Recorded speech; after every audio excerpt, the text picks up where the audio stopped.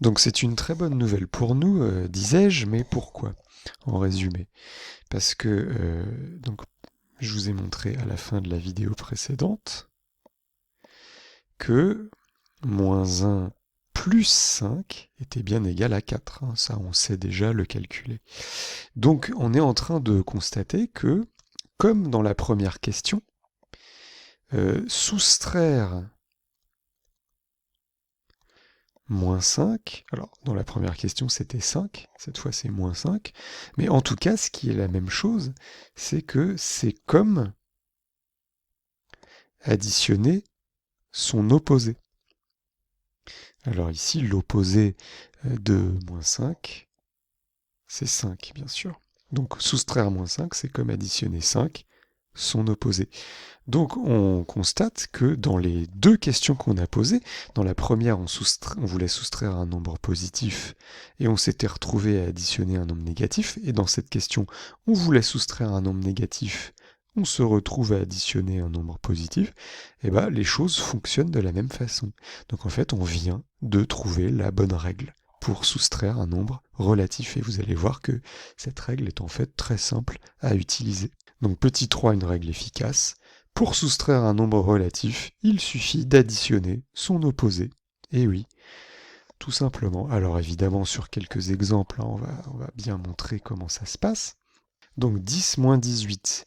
Alors je soustrais 18 à 10. Je vais maintenant écrire d'après cette règle que, eh ben non, au lieu de soustraire, je vais additionner, mais par contre, l'opposé de 18, qui est un nombre classique, c'est moins 18. Son double maléfique dans le royaume des nombres négatifs. Et je termine en calculant 10 plus moins 18, si on sait déjà le faire, c'est moins 8.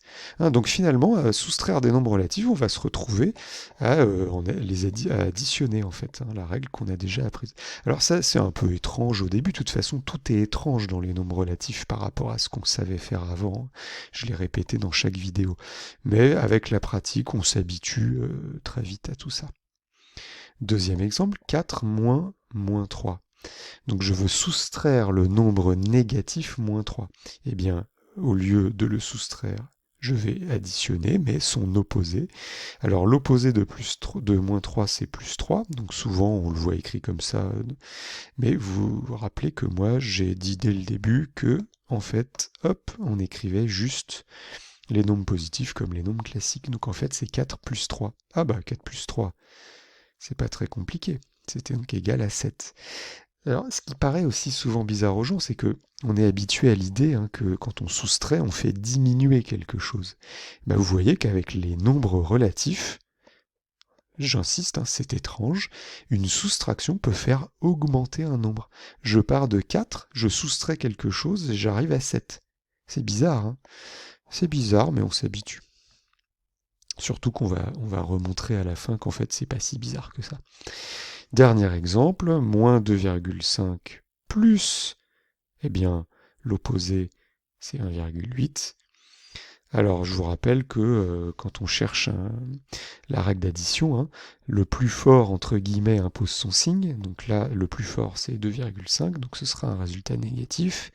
Et puis la différence entre 2,5 et 1,8, elle est de 0,7. Hein. J'en profite pour vous rappeler la règle d'addition qu'il faut connaître. Alors pour terminer, on va revenir quand même sur cette étrangeté sur laquelle j'insiste, pour vous montrer la différence entre le monde d'avant, de l'école primaire, et on va dire, pour simplifier, et puis le monde moderne maintenant, avec ses sacrés nombres relatifs.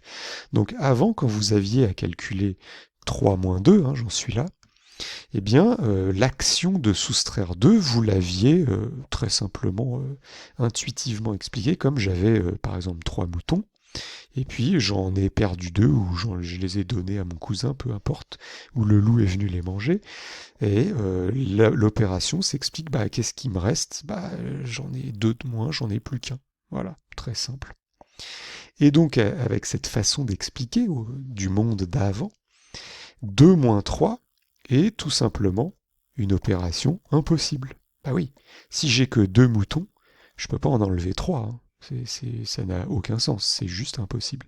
Donc c'était une opération qu'on vous interdisait en vous expliquant qu'elle n'avait aucun sens. Bon, maintenant, dans notre nouvelle façon de voir les choses, nos nouveaux nombres relatifs, alors ça ne veut pas dire que vous n'avez plus le droit de parler de moutons, hein.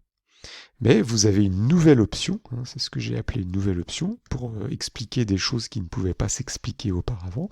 Vous avez nos bons vieux déplacements d'ouest en est, je vous rappelle. Donc dans cette nouvelle histoire, 3, c'est ma position d'arrivée, en fait, le premier nombre 3 qui devait subir la soustraction, c'est là où je suis déjà arrivé. C'est comme ça qu'il faut l'imaginer. Et 2, c'était ma position de départ. Et donc, quel est le sens de cette soustraction? C'est de retrouver le déplacement qui m'a permis d'aller de ma position de départ à ma position d'arrivée.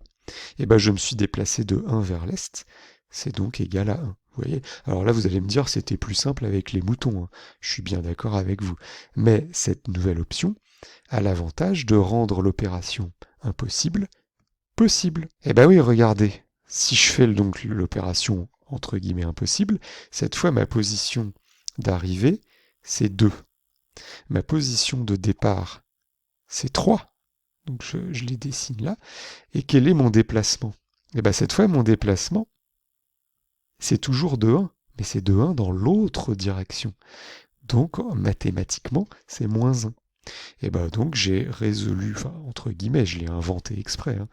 L'opération impossible devient possible, et finalement il n'y a rien de mystérieux. Ce moins 1 ne veut pas dire un truc d'ailleurs incompréhensible d'un mouton négatif, je sais pas ce que c'est vrai. Non, c'est juste que je suis allé dans l'autre sens, c'est tout. Et enfin, moins 4, moins 1. Alors souvent, quand les gens voient cette opération, ils en arrivent au moment où ils disent oh, moi les maths, bon, je laisse tomber. Non, non, non, regardez. Moins 4, c'est mon point d'arrivée. Donc je suis arrivé ici. Moins 1, c'est mon point de départ. Donc j'étais parti de là. Et la soustraction entre ces deux positions, la différence entre ces deux positions, c'est tout simplement d'essayer de retrouver le déplacement qui m'a permis d'aller de l'un à l'autre. Bah regardez, c'est bien comme ça que je me suis déplacé. Je me suis déplacé de 1, 2, 3 vers l'ouest. Donc en fait, mathématiquement, c'est moins 3. C'est tout. Alors, d'après la règle qu'on vient de voir, on réécrirait moins 4 plus l'opposé de moins 1, ce qui donne bien moins 3, et vous constatez sur le dessin que ça s'explique sans mystère par un déplacement vers la gauche, vers l'ouest. Voilà.